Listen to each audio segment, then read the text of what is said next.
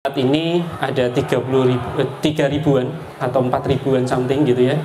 Nah itu di dalamnya hanya 5% untuk perguruan tinggi negeri.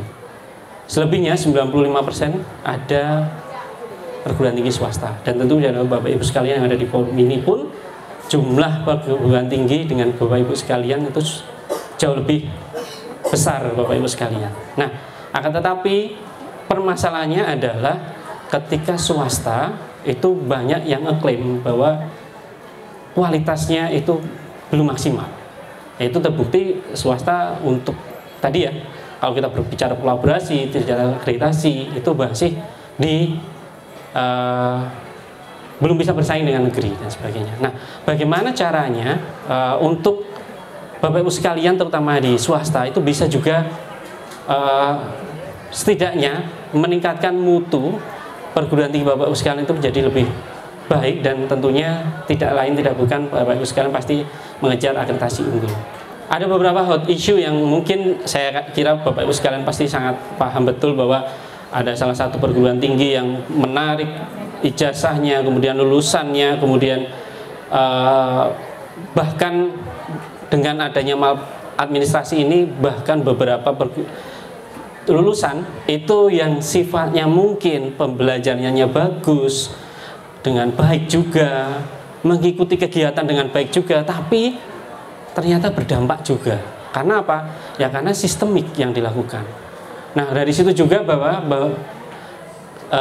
beberapa dinamika tersebut, apakah Bapak Ibu sekalian terutama perguruan tinggi swasta di LDikti 5 ini apakah akan abai dengan data-data tersebut? Nah, di sini beberapa problematika yang mungkin saya rangkum, dan ini mungkin merefresh ulang ya kepada Bapak Ibu sekalian, di mana ya kompleksitas pengelolaan perguruan tinggi Bapak Ibu sekalian terutama di swasta ya. Saya kebetulan juga aktif di LDikti 5 gitu. Tidak semuanya perguruan tinggi itu memiliki jumlah personel yang banyak gitu. Nah, dengan jumlah terbatas, kemudian pengelolaan data yang tentunya saya yakin Bapak Ibu sekalian juga paham betul kompleksitasnya seperti apa, dan kemudian juga bagaimana dengan data yang banyak, kemudian kemarin di launching buku Ban PT itu yang menyebutkan bahwa mutu pendidikan tinggi juga harus berkelanjutan dengan data-data collecting yang tentunya Bapak Ibu sekalian juga harus mengumpulkan itu di feeder dikti. Dari sinilah kita bisa urai lebih kecil gitu ya. Ada 3 tren yang mungkin Bapak Ibu sekalian pasti juga sudah cukup paham. Yang pertama tentang data pendidikti, di mana sekarang hanya satu-satunya data yang diakui. Ketika Bapak Ibu sekalian store datanya diakui. Dan tapi bagaimana data tadi itu, apakah Bapak Ibu sekalian amini dengan validasinya? Amini dengan data-data yang Bapak Ibu sekalian kirim itu dengan baik dan kebenarannya itu ada.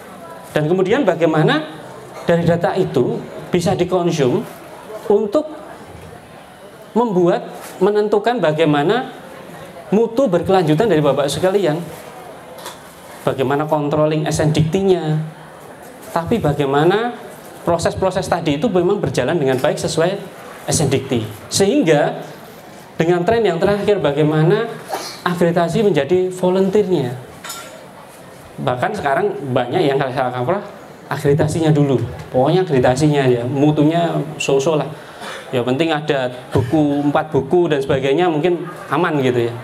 Tapi kalau kita melihat bagaimana sekarang Ban PT juga mengambil salah satunya hanya di PD Dikti, ini Bapak Ibu sekalian tentu harus mulai jangan abai dengan data tersebut, karena hanya satu-satunya data yang nantinya sekarang SPMI Kemdikbud itu juga ngambil dari PD Dikti, kemudian PEPA juga ngambil dari PD Dikti.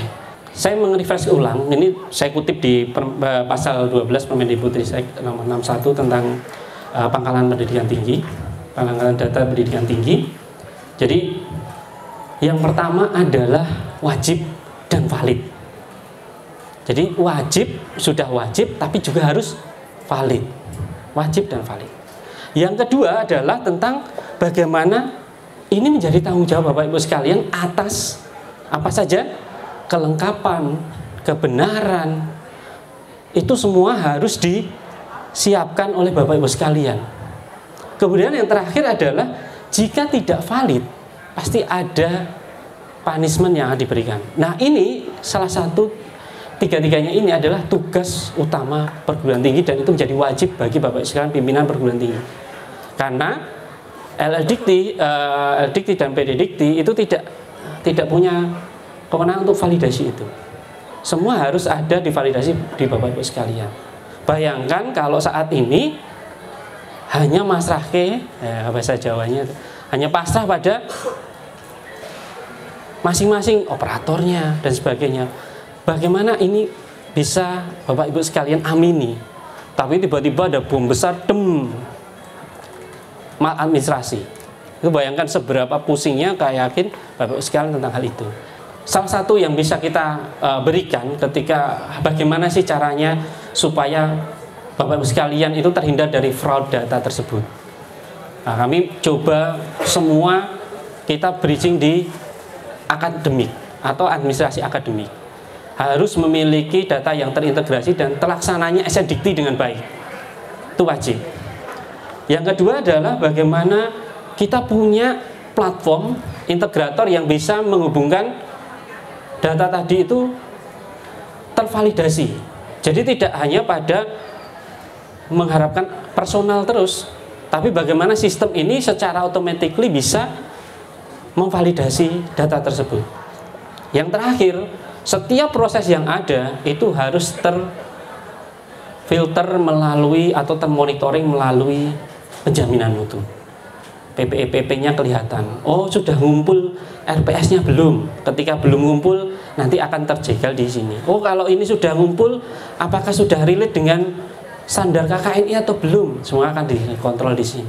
Nah, semua proses tadi ketika itu dikontrol dengan baik, prosesnya terintegrasi, dijaga validasinya lewat feeder, dan tentunya dilakukan monitoring PPWP di penjaminan mutu. Nah, dari sini kami berharap di iKampus bisa membantu Bapak sekalian melalui PDikti, melalui Neo Feeder, melalui feeder yang kita kembangkan. Kami sudah ke 250 kampus, bahkan di Jakarta juga cukup banyak. Itu sudah bisa terintegrasi dengan itu. Kemudian optimalisasi SNDikti, ini paling penting. Jadi sudah datanya valid, tapi SNDikti-nya juga harus terpenuhi, selalu bisa melampaui begitu. Nah, yang terakhir adalah optimis. Ketika penjaminan mutunya bagus, maka di level akreditasinya juga pasti akan mengikuti. Nah, dari sini ada beberapa fasilitas yang tentunya endpoint-nya, jadi tidak hanya pada akademik saja. Kami juga membantu bagaimana penjaminan mutu Bapak Ibu sekalian melalui Jamitu. Kemudian membantu Bapak Ibu sekalian yang ini salah satu problematika, yaitu bagaimana kita hadirkan kuliah aja sebagai agregator admission yang Bapak Ibu sekalian bisa manfaatkan secara gratis. Nah, ini salah satu yang tadi yang kami bilang bahwa dengan Jamitu Bapak Ibu sekalian juga bisa mengontrol semuanya, dari proses dari consulting, kemudian bagaimana menentukan mutu pendidikan tinggi, memotret standar yang terbaik buat perguruan tinggi Bapak Ibu sekalian, karena tidak semua perguruan tinggi memiliki standar yang sama. Kemudian bagaimana mengupgrade skill baik itu penggiat mutu maupun juga tendiknya. Bagaimana kalau tendik ini tidak disentuh oleh bagaimana mutu pendidikan tinggi, saya yakin Bapak Ibu sekalian juga akan kena dampaknya. Karena apa? Operasionalnya juga tidak akan baik dan tidak terimplementasi SNDikti. Nah, ini salah satu agregator yang kami miliki. Ini juga kami lakukan supaya Bapak Ibu sekalian bisa bersaing dengan masing-masing perguruan tinggi untuk package perguruan tinggi Bapak Ibu sekalian bisa dilihat lebih dekat oleh calon-calon mahasiswa. Kami ingin menyerukan bagaimana Bapak Ibu sekalian di iKampus tidak hanya pada di sektor perguruan tinggi, tapi kami berharap bisa menyatukan pendidikan, kemudian menghubungkan industri, dan tentunya kita bisa menciptakan masa depan yang lebih baik.